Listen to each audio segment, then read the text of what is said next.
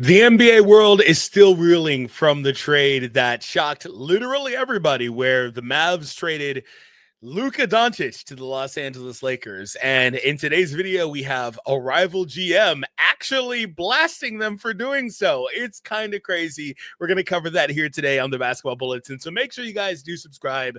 About 80% of viewers aren't subscribed, so make sure that you do join the 20% that is. Also hit that thumbs up. We'd greatly appreciate it. And thank you so much for your support here on the channel. So to start things off, Luka has now played 2 games for the Los Angeles Lakers.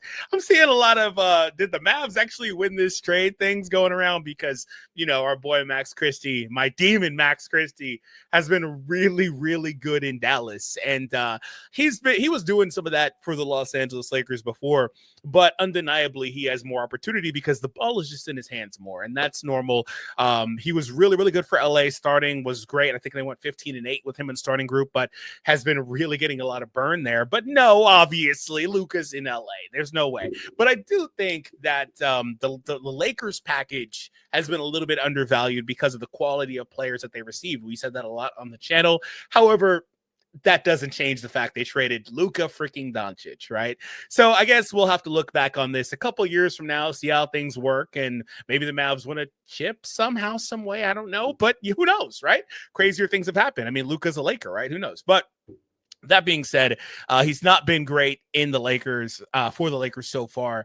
And as a result, people are starting to question this. Again, I think it's all way too premature. But there's also some people that now feel comfortable, as I was saying, talking on the situation. And more on that in a second. But first, a word from today's video sponsors, Prize Picks. Make sure you use the code BULLETIN when you guys sign up to play Prize Picks. Get $50 back when you play your first 5. We're going to make a few picks today for the All-Star game. We're going to do this. Maybe the lines will change as we go, but we're going to do this a couple of times for the All-Star game. So if you guys don't know the full format of this, we did a video talking about it, but it's kind of interesting. But I wanted to go through. Where's the Steph line? We're going to pick Steph over.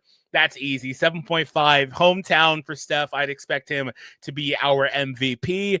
LeBron, we're 7 points. I kind of wonder how much he'll play, but I'll still say more for that one.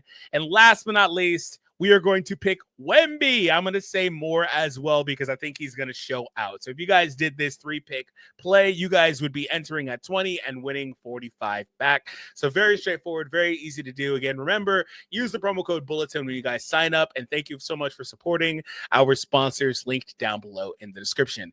All right, so I wanted to show you guys the video and we'll react to it now.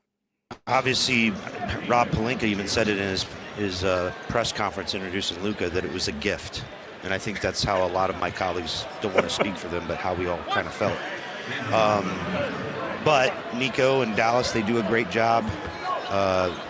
They obviously had their reasons and wanting to improve the defense and obviously getting a top 15 player in their own right there. And, you know, they decided that was in their best interest. As I said before, with the new apron rules, apron 1 and apron 2, a lot of these bigger deals that you saw of primary guys moving, they needed a 3rd and 4th team. Not every one of them, but, you know, the majority of them. And we were involved in 2 of them. So where we were with having some extra space and Ryan giving us great resources to use that stuff to continue to pick up things that are a benefit to the Jazz, we were able to execute on it. Obviously, it kind of reshaped the Western Conference, and when we are up there with those guys here very soon, then maybe I'd care a little bit more being the third team. At this point where we are, like, if we were in the playoffs right now, I'd be asking both of them, like, what is going on here, and I'm not doing it. Yeah. But where we are, the ability to pick up stuff basically for free, to do something that another team would have done anyway, that was really sweet.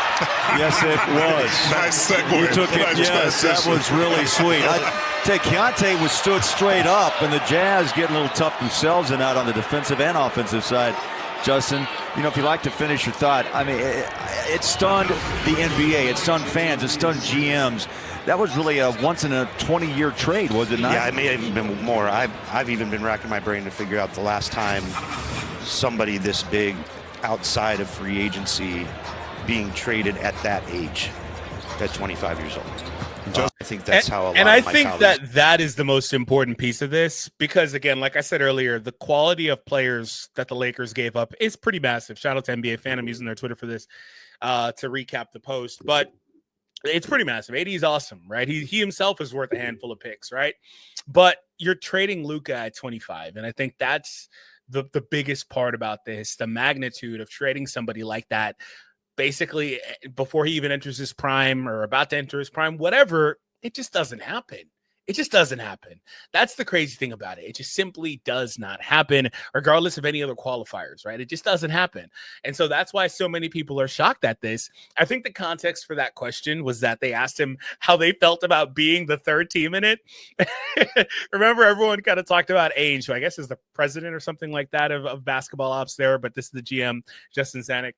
They were saying that he was probably pretty pissed off. They didn't tell him anything. They literally didn't tell the Jazz anything more than that, hey, they will be eating JHS's salary and getting 2 picks in exchange for that. And Trevor said a couple of times that they made out like bandits, because they basically only had to pay like a third of the salary or whatever, half the salary for JHS, and got picks to do it. That's pretty great. That is pretty great value. However, they helped facilitate this trade. And to be fair, even if they knew, if they were for whatever reason trying to pull away, the Lakers and Mavs were dead set on this, they probably would have found another third team to plug in and get this deal done with. But maybe things leak from there if they knew. That's why they didn't know in the first place, right? They were very dead set on keeping these talks extremely private. And they said, Rob Pelinka did anyway, I believe, that if these talks got out, then, this would have fall apart. It just wouldn't have worked. And there was numerous reasons why. I believe that the Dallas GM said that they were also concerned, or there was an article related to Dallas saying that they were concerned about fan backlash and stuff like that, which is just funny to me, because if that's the case, then why make the trade? But really, since then, with the way that the ownership group was talking recently, or the owner for the Mavs was talking recently, it makes me wonder if this was just a directive from on down, because I just can't see a GM going rogue. The ownership must have wanted to get rid of Luka, which is really unfortunate for one reason or another. But to kind of recap it, he said it felt like a gift, and that's the truth. Like, Rob, sure, he must have maneuvered. There was some talks about an initial package that included a pick and connect, and Rob worked him down for what it's worth. Okay, sure. But the reality is this fell in his lap. Right? That's what made it so shocking, is that this just entire situation literally fell in his lap. And there's not a single GM in the league that would say no if this falls in your lap, if everything fits up properly. There was supposedly a report about them potentially trying to trade for Giannis. Okay, maybe there's 1 or 2 GMs in the league. If they wanted somebody like that, that's fine. Okay. But with that being the case, they got a damn good player, right? Top 10 in my opinion. NBA fans may feel a little bit differently because maybe they don't watch AD enough. It's unfortunate. I feel like he rushed back from his injury and aggravated it. I think it was an ab strain. Now it's more of a groin thing. So probably aggravated it, rushed back because he saw the circumstance in Dallas. And he came out and played like a demon. Wanted to really give them some hope, I believe. And unfortunate, but he is sidelined for a while.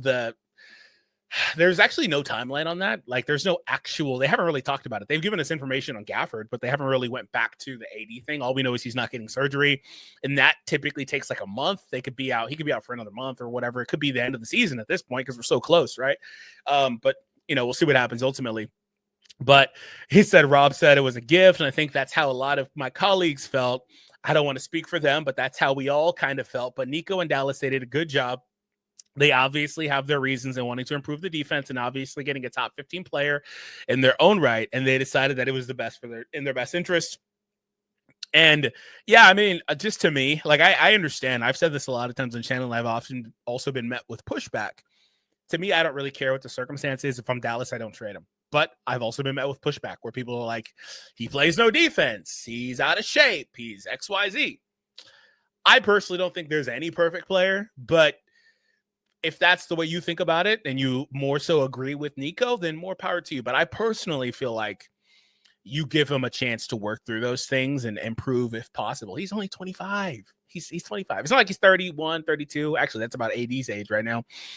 I think that you just take that chance on a generational guy. I mean, these organizations spend their entire time trying to get a guy like that, right? And that's why it was so heartbreaking for most Mavs fans to see this happen. But I do like how he said he felt like most of the colleagues felt the same way, because there was also some reporting that had they made Luka available, basically everyone would have tried to bid for Luka, which is, again, the right thing to do, which makes it more weird because of the relationship he had with Pelinka, the fondness he had of AD, Nico Harrison, I'm talking about, given their relationship with Nike and all that stuff, and the way that he really wanted to get somebody like AD. And again, I really need to say this a billion times. AD is amazing. He's an amazing player. And I don't think that, maybe now since they've seen him, maybe it's a little bit more okay, right? But I don't know if people really understand how great he is. I genuinely don't. He's an amazing player. Having watched him every game for the last 5 years, he's an amazing player. And a lot of the national narratives about him are not true. It's unfortunate because the biggest one is he's injury prone, which he's played like 90% or 85% of the games the last couple of years. I feel like he rushed back, and unfortunately, after missing 5 games, that turns into probably another month out. We'll see what happens, but unfortunate.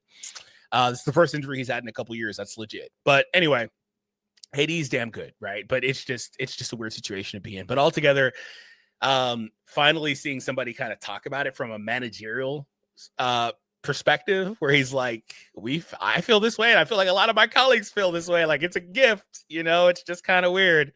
I understand he had his reasons, but it is what it is. You're talking about a global superstar at 25.